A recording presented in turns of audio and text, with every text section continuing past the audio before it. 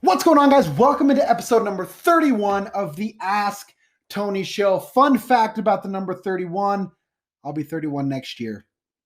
So that's either a good fact or a bad fact, depending on how you see life. I'm excited, though, because I don't think it's that old. But anyway, let's get started.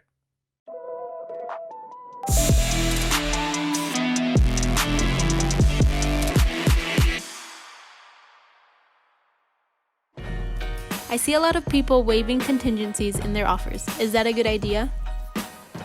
It's a good idea if you're smart. And let me explain what I mean by that. You have to really know what you're getting yourself into. So when you talk about waiving contingencies, for example, contingencies like a due diligence contingency, an appraisal contingency, a financing contingency, basically what it means is contingencies are reasons that you can use to cancel a contract and not lose anything. In the case of a real estate contract, it's your earnest money. So if I have a due diligence contingency, I can cancel for anything that has to do with the condition of the home, and I get my earnest money back. If I have an appraisal contingency, I can cancel if the appraisal doesn't go well. If I have a financing contingency, I can cancel if something happens with my loan, or if at some point I'm not satisfied with my numbers, I can cancel. So contingencies give you an out. Obviously, sellers like it when you don't have very many contingencies because it doesn't give you an out. So you either buy or you lose money. So that favors the seller because they know I'm either going to sell my house, which is my goal, or if this person backs out, then I'm going to get $2,000, $3,000, $4,000, $5,000, $6,000, $7,000, whatever your earnest money deposit is. So they like that. Now, I've had a lot of cases where, especially when you're fighting, where we waive contingencies, and that's fine, but the buyer just has to be aware of exactly what that means.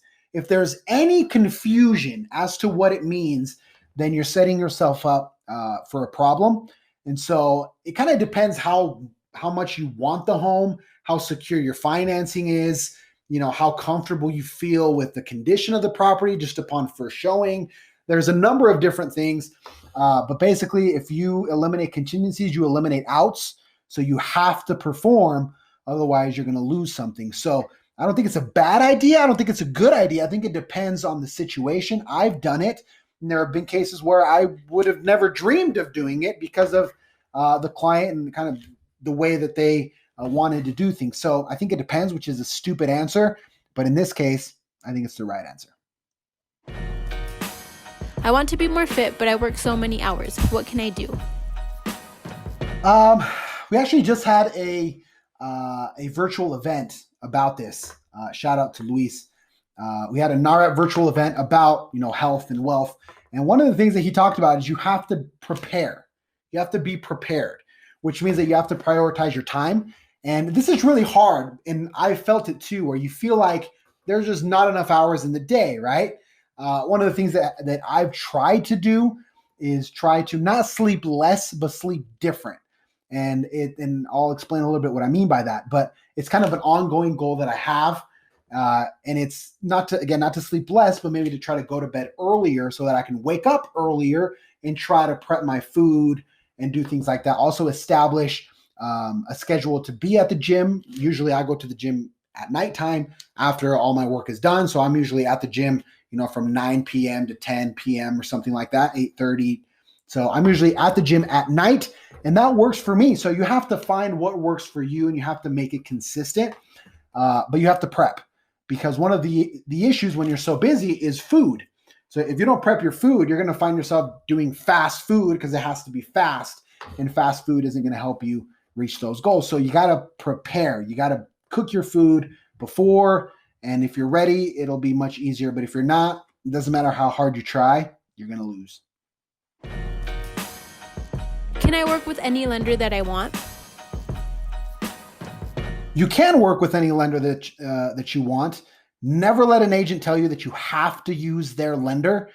This happens a lot with builders. So when you're doing new construction, builders will try to steer you to their preferred lender with certain incentives.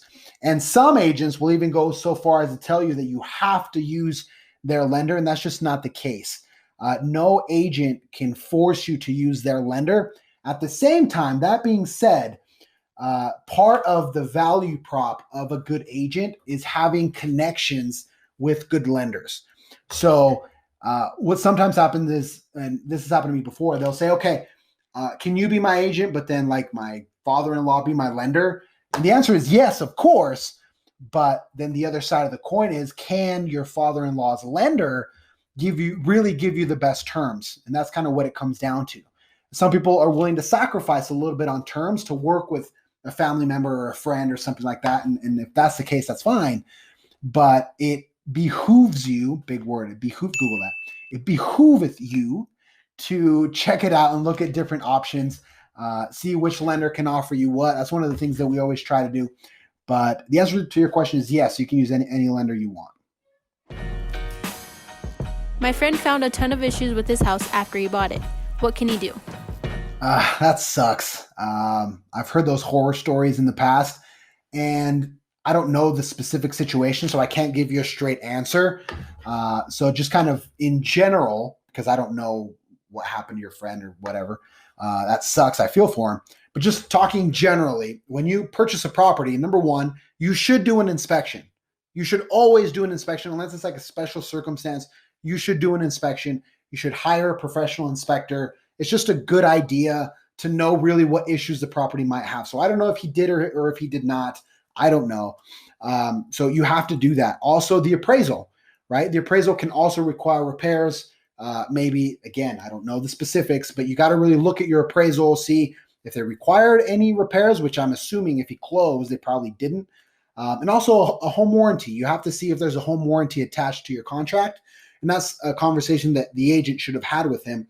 And hopefully he has one, because if he has one, then he can probably just, submit a claim with them and they can help him fix some of those issues. But at the same time, guys, one of the things that I always talk to clients about is there are no perfect properties, right?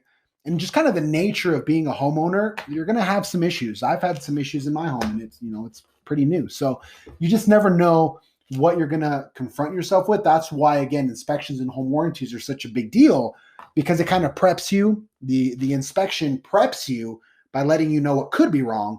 And then the home warranty protects you in the future by providing you some coverage. So if I was your friend, I would look into both of those things. The only real way that he can do something, if we take it from like a legal perspective, is there is a document that's called the seller's disclosures. And the seller should have provided those seller's disclosures to your friend. And your friend should have read them. If he did not, then there may have been something in there that he wasn't aware of. But basically, the seller's disclosures is like a questionnaire where the seller describes everything that they know about the property. If the property has any issues, if they've done any repairs in the past. So maybe some of those issues are in there. The only way that you can actually do something is if you can prove that the seller was kind of hiding certain information, or they didn't put it in the seller's disclosures and they should have, and they were trying to deceive you. If you can prove that in court, then you may have a case there. But if it's just stuff that just came up after, tough.